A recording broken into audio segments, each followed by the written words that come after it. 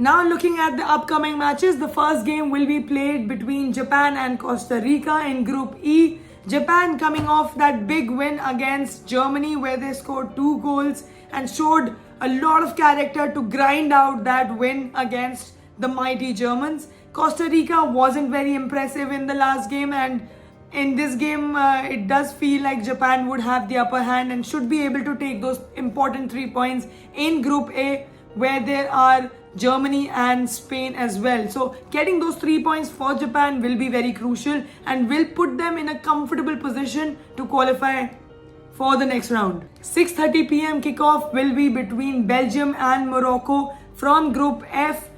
Belgium did manage to get 3 points against Canada, but Canada was dominating in that match, created a lot of chances. Belgium maybe had 1 or 2 shots on target and but did manage to convert that 1 goal, and that was the only thing that was missing for Canada in that previous match. So I would consider them lucky to get those 3 points. But Morocco will be a good test for this Belgium squad because they don't look as strong as we've known Belgium to be. And we've seen De Bruyne come out and give an interview where he says that there's no chance for this team to win the World Cup because this team is aging, and it did feel like that with the absence of Lukaku. Batshuayi did get that goal in the previous match, but this team did not look as strong as Belgium to be, and Morocco in the previous match wasn't very convincing either, so this is going to be a tight match. Although Bono, the goalkeeper of Morocco, did have a good game, and they do have player like Ziyech who can create a difference, but it will be a tight match, depends on which team would be more clinical in front of the goal. But I think Belgium can grind out a win against Morocco. The other match from the same group as Belgium and Morocco will be Croatia versus Canada. This will be a very, very tight and interesting match because Croatia has 1 point. Canada does not have any point because they lost 1-0 against Belgium in the previous match. So Canada really needs to get those 3 points in this match.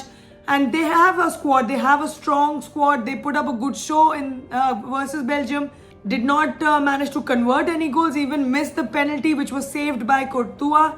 And Courtois did have a good outing. He made a couple of good saves for Belgium to keep them in the match and get that clean sheet and that important 3 points.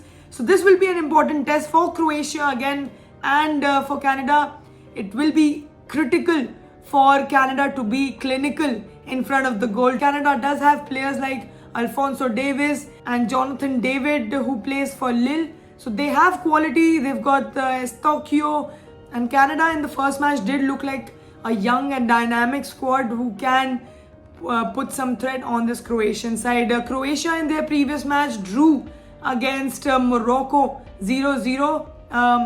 I did not see that match, but looking at the team and the performance, of course this team has a lot of experience with players like Modric, Kovacic, Perisic present in this game, and so I do believe that it will be a very, very tightly contested match where Croatia would want to get 3 points. It will be tough to call which team would get the win in this match, but maybe I would favor Croatia in this match only because of the experience. But they're also lacking that finishing touch to give them the lead. But it is difficult to predict this one, and it will be an exciting one in terms of points table and also in terms of the game. But the final game will be the big one from Group E, Spain versus Germany. This is a do or die match for Germany. They lost their previous match against Japan, did not look very convincing, did not look as good as they should be with the quality of players that this team possesses. They've just not been able to perform as well. They have quality in every position, and in the previous match, we talk about the previous match of Germany, I was a little surprised to see Sule start as a right back. I hope there are some changes made in this Germany squad. I hope there's some rotation in this squad because that is desperately needed, and it was pretty evident in that match against Japan that the formation and the personnel that Hans Flick used or applied in that match did not work. So I hope to see some changes in this German squad against Spain. It will be a very, very tough match for Germany, because Spain in their opening game looked really good, looked fluid like they always do, dominated the possession, created a lot of chances.